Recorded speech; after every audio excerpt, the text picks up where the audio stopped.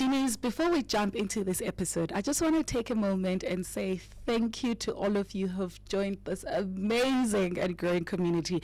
Your support really means the world to me. Each week we continue to grow because of you. Each view and each subscription means that this podcast can bring you bigger and better guests as well as insights. So if you haven't subscribed as yet, please do so, because what are you waiting for?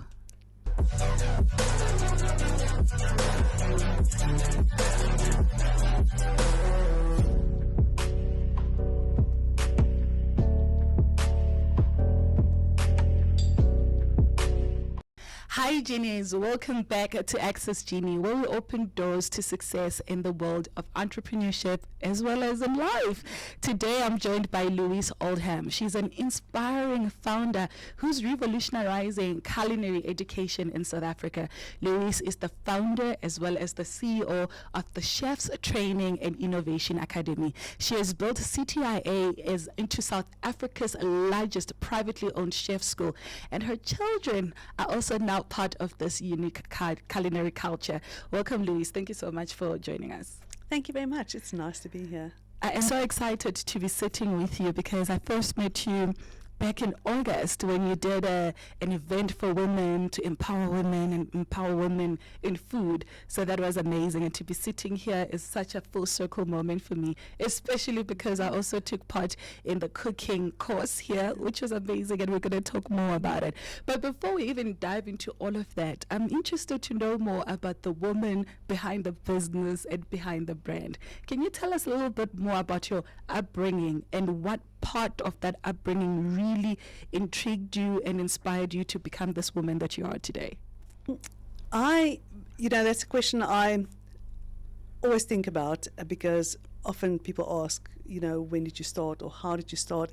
And I think if I go way back, my upbringing was pretty much normal. I grew up in a very small town. I think kids in the city sometimes have a little bit more access to certain things. Small town we don't have, and I mean back in the day we didn't really have the things that we have today. One thing as well is that throughout the years I've always been a very strong-willed person. I don't think as a kid it's always good, but a very strong will. And later in my life I actually realized, now that we're talking about an ADHD type of thing, I was never diagnosed with that. Imagine if I was. I think it was a good thing that I was not, because I'm a very strong-willed person. For me, it is always, what can I change? What can I make better? If something is negative, how can I change it? How can I make it better? How can I improve? Have to be positive. I was probably a little bit more cautious. I would not have been bold to take those steps. So I think my upbringing, being strong-headed, strong-willed, was good in this instance. Yeah, and I think that's true, because I always say entrepreneurship is not for people who are really risk-averse. You will not make it, because when you look at the plan and stuff, you're like, nah, you're going to waste money. This is never going to work, and you'll end up not going up for it. But when you look at that part of your life early on, is there a moment or moments that you can pinpoint that gave you that aha moment to say, listen, I love food, I love education, and this is what I was born to do? I've always loved food. My family is, whenever there's an occasion, it goes about food. If it was your birthday, you could pick what meal do you want to have. Getting family together would be weekend braais, or it's always around food. So I always liked food. And also growing up in a small town, and those years my parents provided, we didn't have a short of anything. They gave us anything we needed. But I realized that if I want more, I have to go work. So from a very young age, I started working in restaurants. Small town, there was only one restaurant.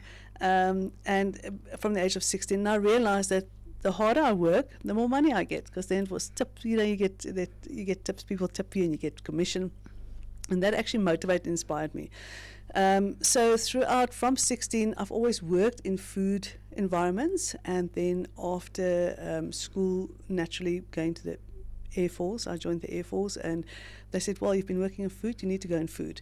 You're still young, you don't know the decisions that you have to make. But I'd never so much as the being in the kitchen the long hours. So I would more go on the administration side, the guest house side, the function side, that type of thing, because that intrigued me a little bit more.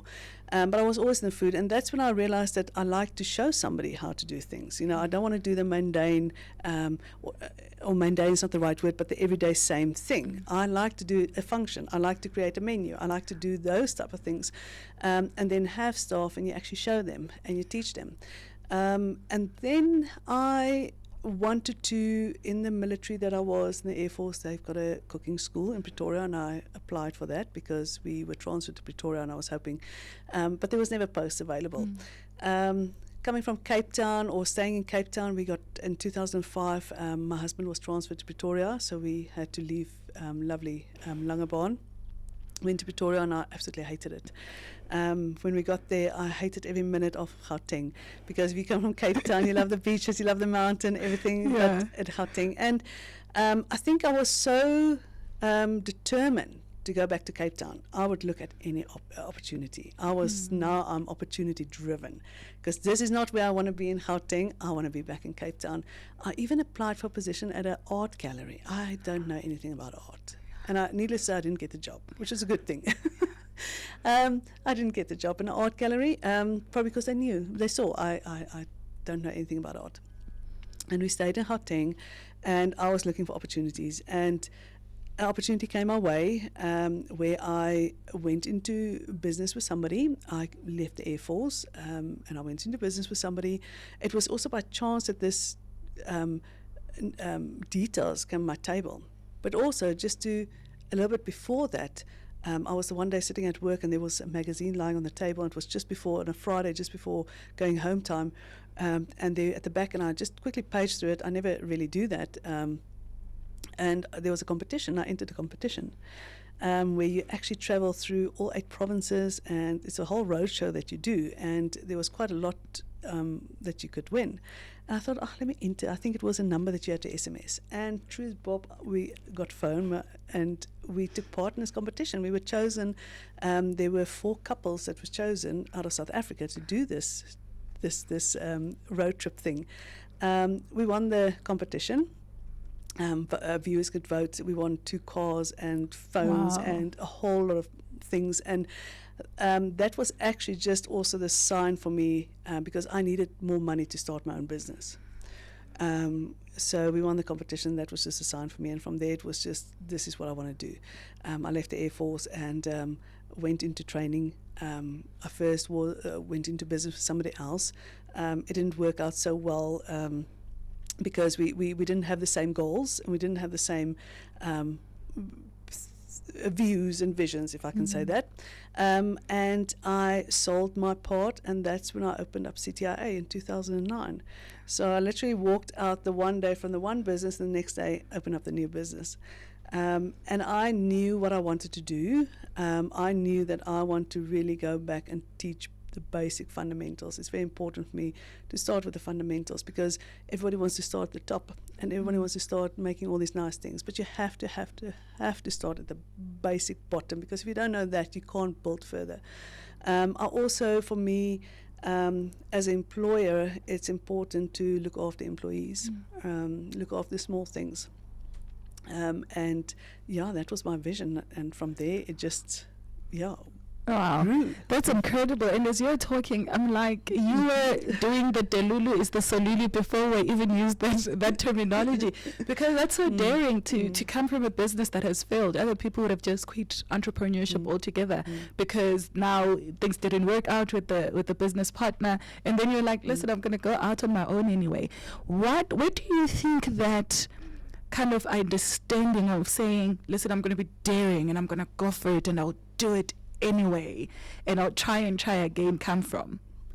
And that is where I think it is there's certain I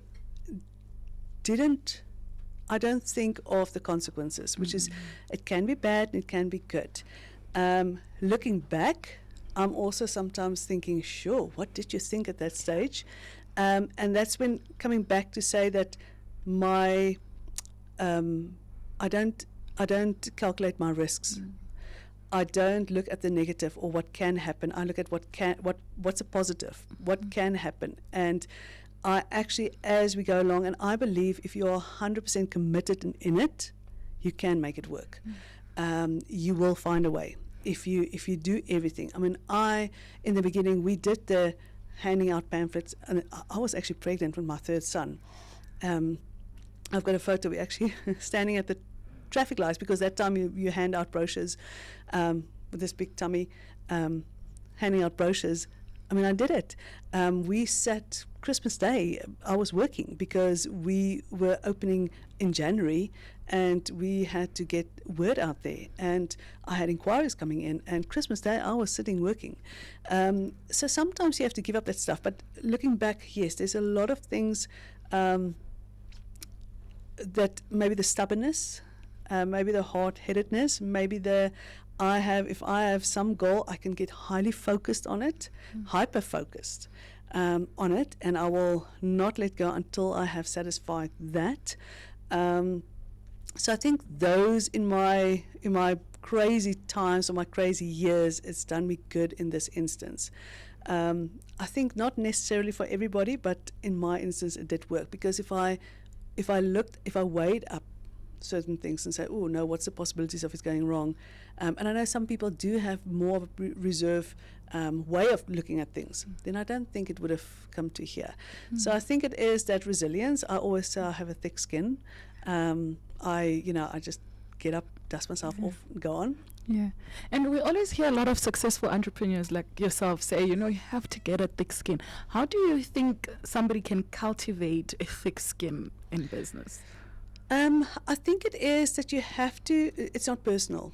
I battled actually with that quite a bit. When you start a business, you have staff, you appoint people because you're trying to find a connection with a person. So you appoint that person, but they don't always have the same vision. And maybe a couple of months down the line doesn't work out, and now the person resigned, or you have to let the person go. I battled because I took it very personal. I took it, oh, you don't like me. Oh, was I so bad? It took me years also to realize, but hang on, it's not me. If a person leaves, or a person has to go, or they're not happy, it doesn't mean that it's me that I'm bad. It's maybe that this whole vision or my vision doesn't suit their vision, or we don't have the same qualities. And it's difficult to find people with that same quality. I'm lucky that as in the later years of CTIA, or I actually found I've got a very good team that they have the same qualities that I can rely on, that I can trust, that I work well with. That's very important. But to grow a thick skin, you need to be able to you can't get sensitive over certain things. You have to just get up, because just get up, whatever happened, whatever's negative, just get up, move on. You can't sit and dwell, because that is when you actually lose opportunities. Yeah. And HR, human capital, is a big problem for any small business. Everyone is always crying about human capital. What was the winning formula of finding the right people in your team? I've seen your team, even when you're out in Cape Town and they're here, it runs like a well-oiled machine. There was no difference in how the experience we received here today, because you're here, compared to when you're not here. Yeah. Absolutely the same. How have you been able to find those kinds of people to run different campuses across the country and have it all seamless and look the way it does? It's a challenge. I'm going to say it's an everyday challenge. And behind the scenes, there's a lot going on, and we deal with a lot of things, and constantly, it's that saying of you look at a dam, and you've got the duck on the top, and they go so graciously, or the swan going so graciously, but the bottom, the legs are going like this. It's literally like that. People don't realize behind the scenes all these small things that we see and we pick up, that we have to work and change, and constantly have to have meetings and change this and see how we change this process or this policy. So there's a lot of that going on behind the scene. To find the right people, it comes with time. It is people that you build a relationship. Trust is everything for me. I must be able to trust you. You must be able to trust me. You must trust me that I will make sure that your salary is paid every month, and you have a positive working environment. You must trust me, but I need to trust you that you will represent me. That's my biggest thing. As soon as I can't trust somebody, that's when it usually doesn't work out. Yeah. So I think it is that mutual trust. I trust you, you can trust me, and I'll trust you. And I don't know, it's taken time to find the right people, and they also actually came naturally into those positions. They started started in different positions, and they just showed a natural interest. We are here, or I'm here, I see there we need a gap, we've got a gap here, I'm going to start filling that gap. And because we want to make things better. And that's when you start noticing that person, say, oh, sure, you're actually doing very well in that position, and we actually need to. And that's how my team that I have actually got to where they are today. All of them actually started in different positions and moved into that because they showed the interest and they showed the willingness, and they're working together. But it is difficult to find people, especially the younger generation today. They've got the work smart and not work harder. In my era, we're still working hard, work hard, and that's the whole thing. You have to work hard. Yeah. There is no way of getting past that. Yes, there are certain things that help you, that can make life a little bit easier. I get it, but at the end of the day, they still work hard. You're not going to get past that. So yes, I think it's a battle. Yeah. It's a battle, but it's a battle that you have to fight every day. Yes. So do you think the goal at the beginning in 2009 with CTIA has changed or evolved over time? It's been a bit over a decade now, almost a decade and a half. The goal has not changed. What has changed, there is positive and there's negative. So the goal's not changed. The goal is really to teach certain fundamentals and to make sure, and we want to prepare students for the industry, and we want to make them ready, get them ready for that. Unfortunately, we had to adapt certain things to adapt to today's generation.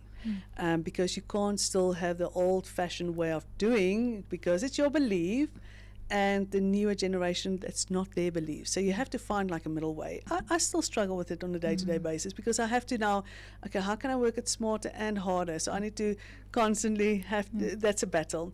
And I think technology has made it a lot more difficult for us, actually. Because now you want to develop things and to make things that's more interested for the younger generation or for students. But that's also, development it's quite a complicated thing to develop a program online, to be able to deliver and all that. It's very difficult, but the goal has not changed. We still are a people place. We still have our cultures, our students and our staff's important. So we have our specific culture that we are very, very proud of, that we want to have that hospitality if somebody comes. What kind of things did you need to change to pivot because of the technology and all of the AI and stuff that's changing within the industry, so that you can keep within the time and keep that equilibrium? It is. So you can't, textbooks, just normal textbooks and having a class and having a full day theory class doesn't work. The concentration span is just getting shorter and shorter and shorter. And I mean, if you have somebody that watches TikTok and now you have to sit and listen to somebody, it's just very difficult now to concentrate. I think it's just a generation, it's a complete era, a technology era thing. So we have to bring in all that technology in the classroom. We have to shorten the theory, and there's also a lot of the things are on an online platform.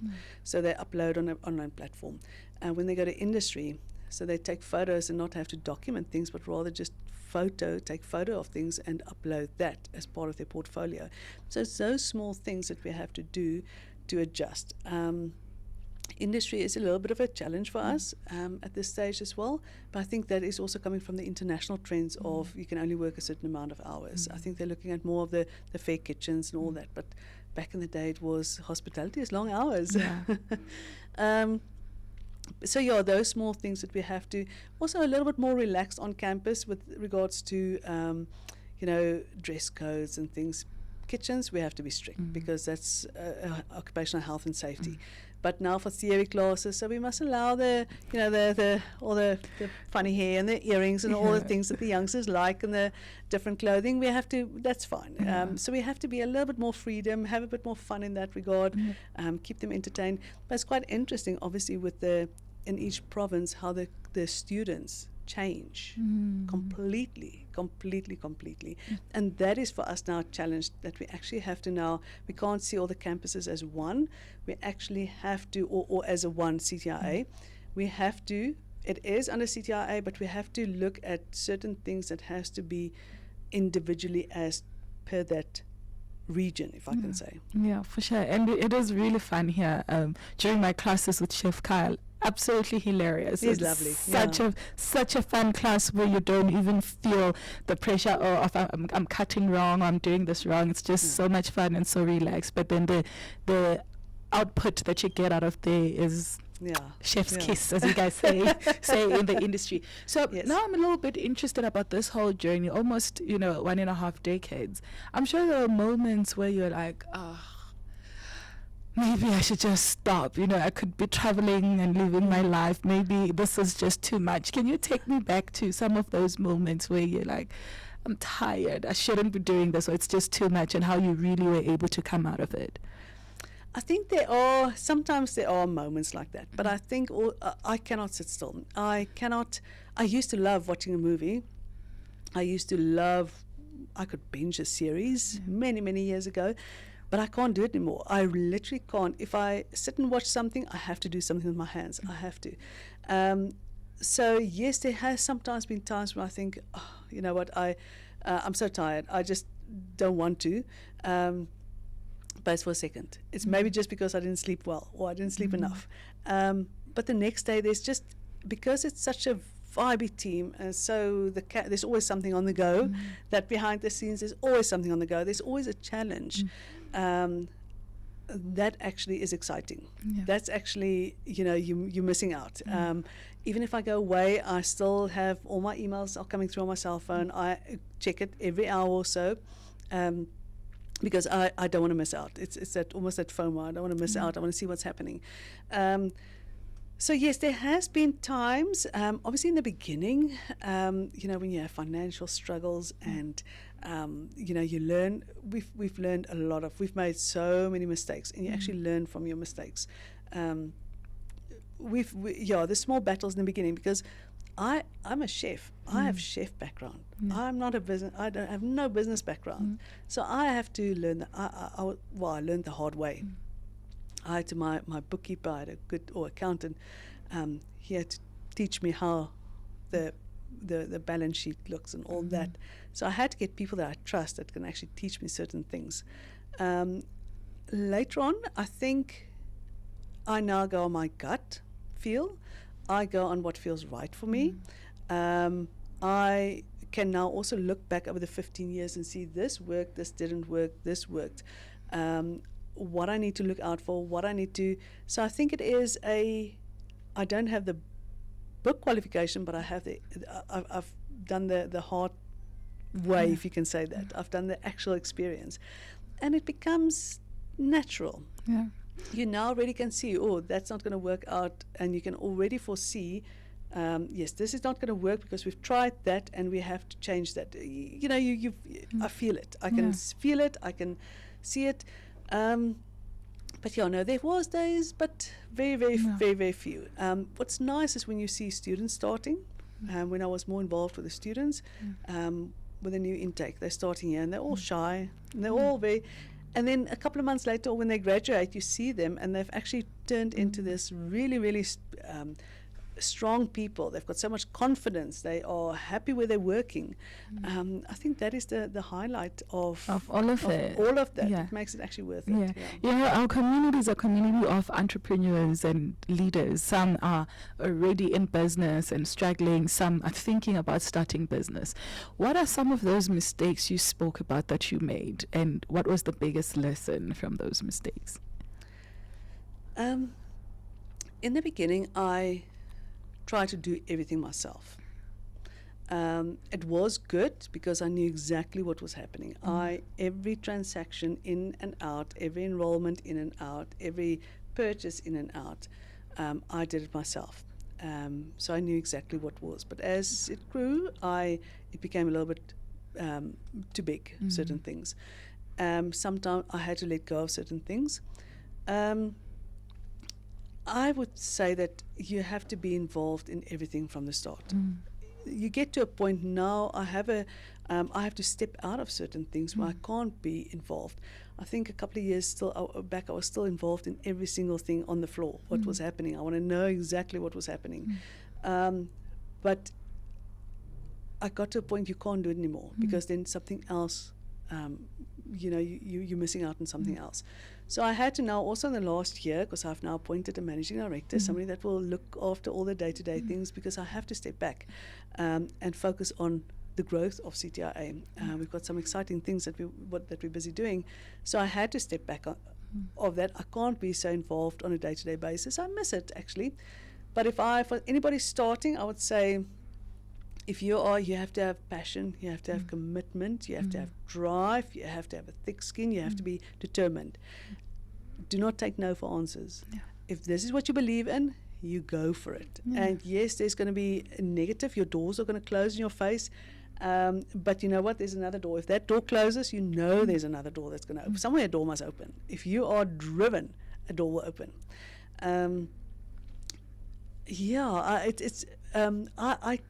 What can be involved? Don't leave it for other people to do it on your behalf. Things until you're in a settled position. I think those are the things that I can tell somebody. If you want to start a business, you have to believe in what you're doing, make sure you do it right, trust the process, focus on that, be involved, be strong, be prepared to give up hours. I work weekends and long hours and nights and stuff. You can't have it on the side. You can't every now and again look at it. This is now your baby, and you have to now spend time with it 24 hours in the beginning until you get it to a point where you can step back a bit. And I think that's what a lot of people miss. They think that, it's fun and glossy when they see you on podcasts and on television with a school with so many campuses. They think, oh my goodness, life must be amazing. But it's a lot of hard work and a lot of sacrifice behind the scenes. What kind of things did you now have to sacrifice to ensure that the business grows to what it is today? In the beginning, a lot of time. My kids have always grown up with this, so they know that we're working long hours. My husband also was in the military, and he was also a chef. So they always knew we weren't working 8 to 5. It was always long hours, late nights, those type of things, or if we have to work weekends and things. Later on, he went on flying, and that was also long hours. He had to early morning sign-ons and all that kind of stuff. So my kids were always used to it. I think we have given up in the beginning, a lot of time, because weekends you work, when you can't entertain or with friends or do those type of things, holidays, those type of things, but you have to make it fun. I remember when I was still working to save money for the business, because I needed a certain amount, I actually took a second job at went back to waitressing. While I had my day job, I wait because I thought I can make quick money there. And I would get home tired. I would just take off my uniform, go shower, climb into bed. My husband will wash it, and he will make sure it's ready for the next morning. Next morning I get up, he'll dress, there you go work, and he will look after the kids. He will take them for ice cream and those type of things. So you have to make those small things that you have to do to make it worth it.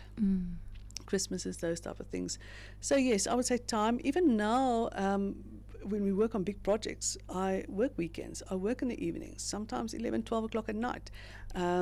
So yes, there's advantages. Sometimes it's nice. I have my own hours, but I don't have my own hours also, in a sense, because if I have to work, it's like, sorry, I have to work Friday night, Saturday, Sunday. I have to do that. Have to time. do that. I think time definitely is the big thing that you give up. I'm also an aspiring food entrepreneur, sometime very close along the way, and I'm curious to know what your worst day in business was. Do you know? My worst day in business was we had, I think the worst day for me, I'm just trying to think here, was in the beginning, that I had staff and we didn't have and I didn't have a bookkeeper. Well, I had an accountant, and I had somebody. I'm just trying to think. Yes, I had somebody, but I didn't have my eye on what was actually happening. And it was about students had to pay their tuition, and the person didn't check that the students paid their accounts. And it was probably about 3 days before salaries had to be paid.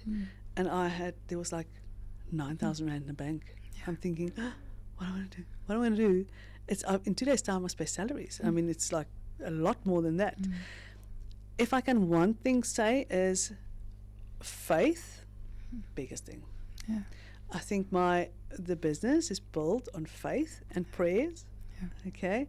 Yeah, I like to oil a campus because it's praise and it's faith and it's blessing.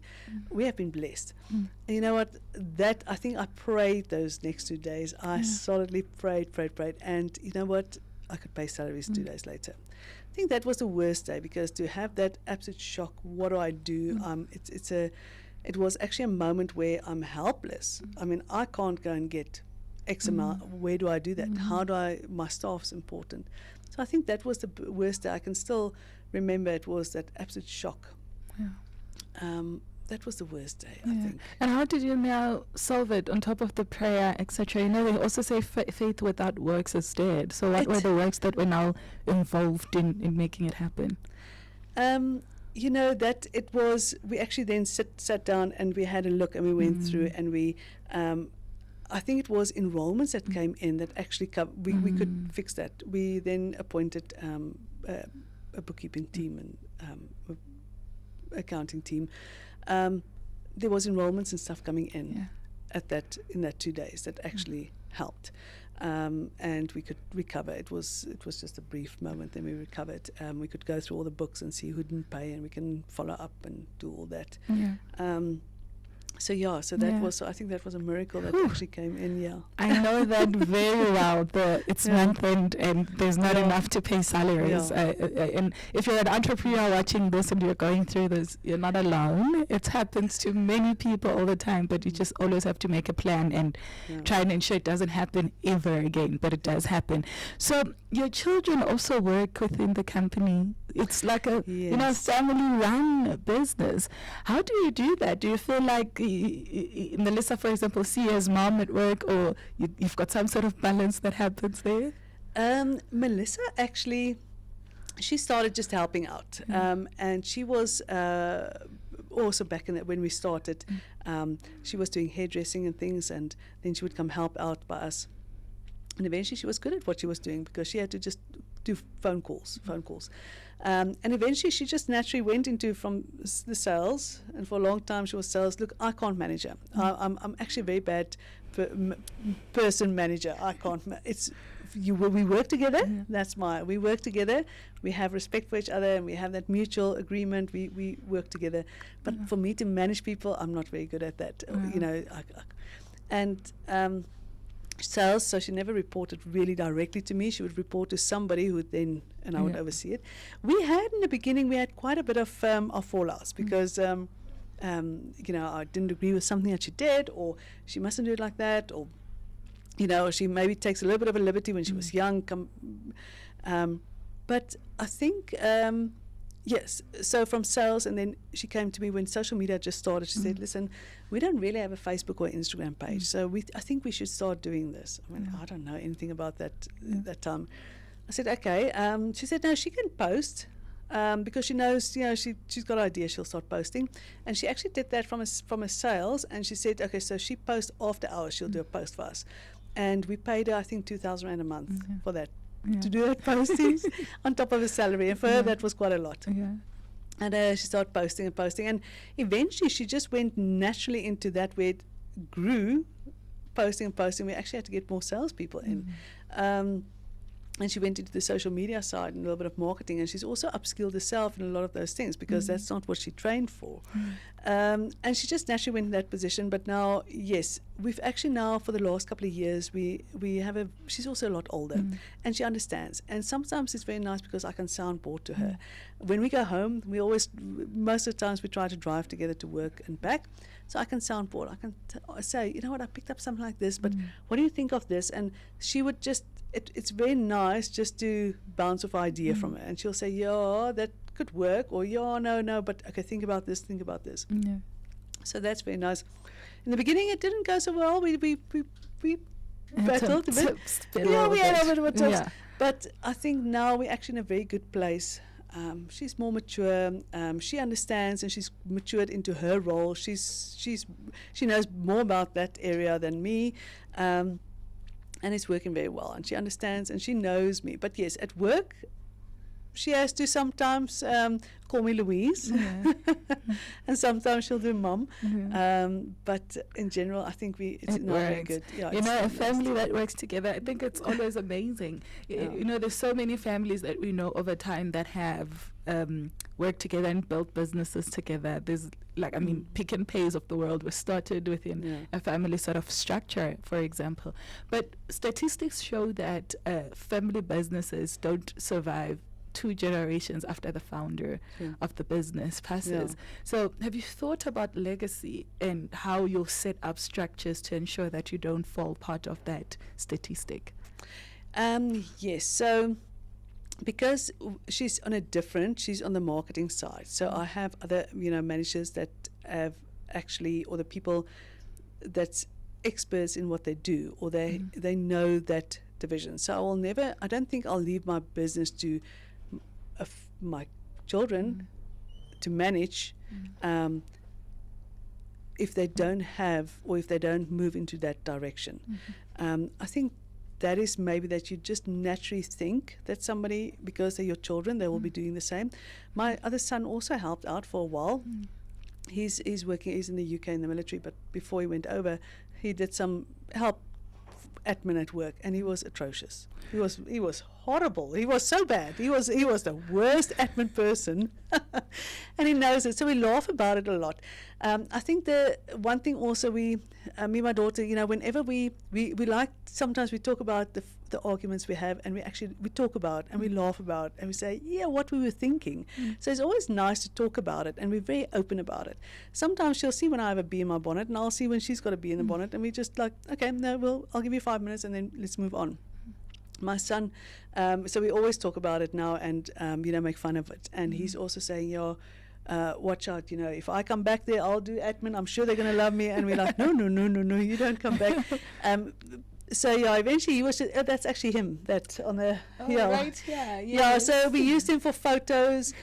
So we used him for all the odd things. He went, if we had to go buy something, he would go buy something at the Stellenbosch campus, or if we need somebody to take photos, So we used him for all that because he was just very bad. So it's not necessarily because it's your kids that or your family that they will have they have that same vision. Business, my daughter is maybe more in marketing. That's more her vision. My son food is not his vision. My younger son as well, not at all. He doesn't want to do anything with this. Food, he likes making food. He's got a very good palate.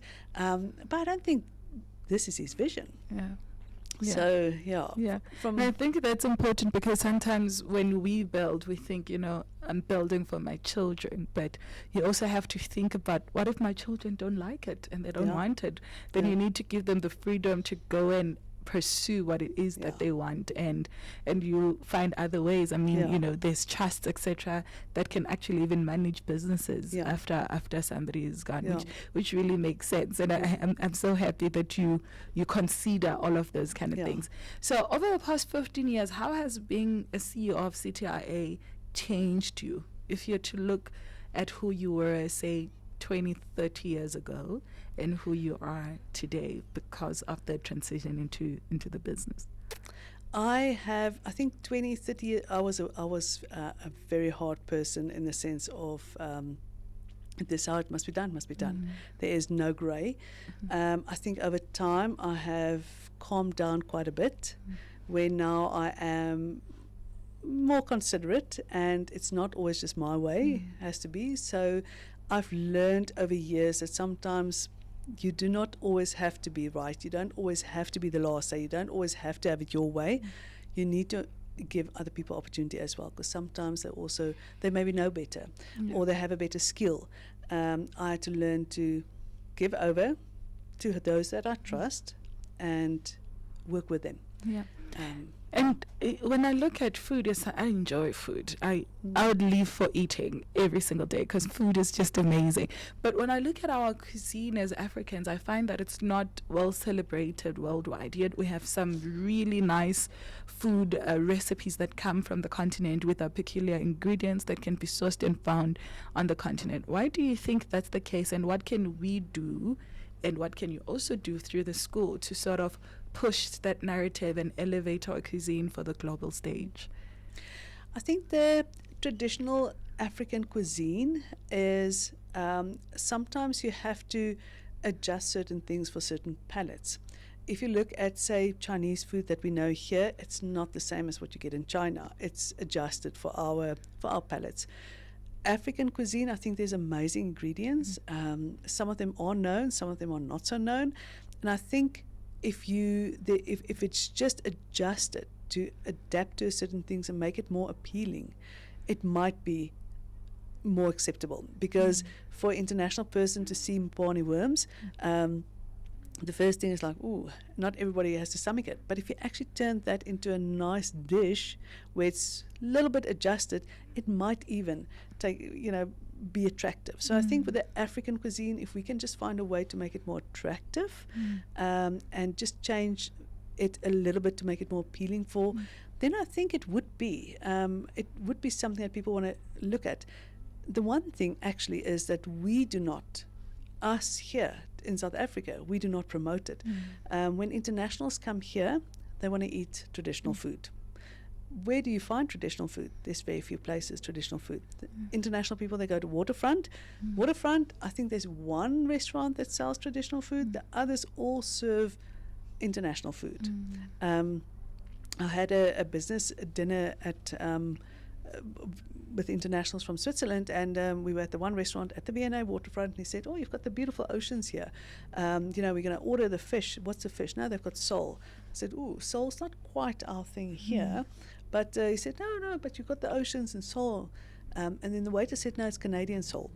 And they were quite shocked, like, but hang on, you've got the oceans here. Why are you giving me Canadian sole? I want to eat the local fish. Do you have local fish on your menu? No, we don't have local fish on our menu. So I think it starts with us first to start promoting that, or actually put that on our menus. Put that African food. I mean, African and South African cuisine is such a wide variety. I mean, you don't get the baboorties, you don't get the nice, bright stuff or anything like that really on the menus. You get burgers and ribs and steaks. That's it. So we must start promoting it first of all, and then the rest of the world will take note of it because they come here, they want to experience it, but there is nowhere they can. I think in London there's one restaurant as well that's an African restaurant. Nowhere else, really. So yes, I think on need to start from our side, and then to incorporate in the school. I actually want to look at doing a module on it. So I need to, that's in our planning. We're busy online with all our online programs and stuff, but that is something that I want to, that we want to look at, to do maybe a module on African cooking. But I need to collab with somebody that's really, really, that knows the ins and outs. I think Chef Ntu will be able to help there. So this is something in the planning that we want to do. Yeah, and I think that would be absolutely incredible because I think that our food is delicious, and if we could just take pride in it. When I think about other food, like if you think lobsters, and there's so much food from international markets where you look at it and you're like, oh my goodness, what's that? You really eat that? The same way somebody would look at mopani worms and think, oh my goodness, would you eat that? Yet to them, they celebrate it, and then it's a Michelin star restaurant, and all of us will start thinking, oh, this is amazing because it's in a Michelin star restaurant. Yet we could do that with our own food as well and elevate it and be able to put it out there. And I think it also really speaks to us as people and the amount of pride we have in who we are, with where we come from, with what we stand for. I think that really, really plays a big role, because now we can then elevate food, because we have pride in ourselves, and we've got pride in the food that gets presented out there. I really, really look forward to seeing CTIA having television shows that really center around African cooking. And I think things like that really change the landscape. For example, when I watch shows like MasterChef, I see them saying you have to do local. Where was this planted? Is this vegetable native to Australia? Is it? And then they promote that, and people at home then also want to just use those kind of ingredients. And I think it will also do so well for our farming community as well. We've got lovely ingredients and we've got lovely produce, and we're just not promoting it yet. You're 100% correct. We're just not promoting it. We look at the international trends, we follow the international trends. If you get the UK, I mean, fish and chips is one of their, and mushy peas is one of their thing. And every single place that you go to, they will have that on the menu. If you go to South Africa, we do not have a South African section with South African cuisine or African cuisine. We do not have that. If we could have that in every restaurant where you have your South African or local, I think that's a first that will start promoting, and people will start trying it and see that it's actually quite nice. Awesome. So we need to, from our side, start promoting it. Promoting it. Thank you so very much. That's it for this segment. Thank you so much. Thank you.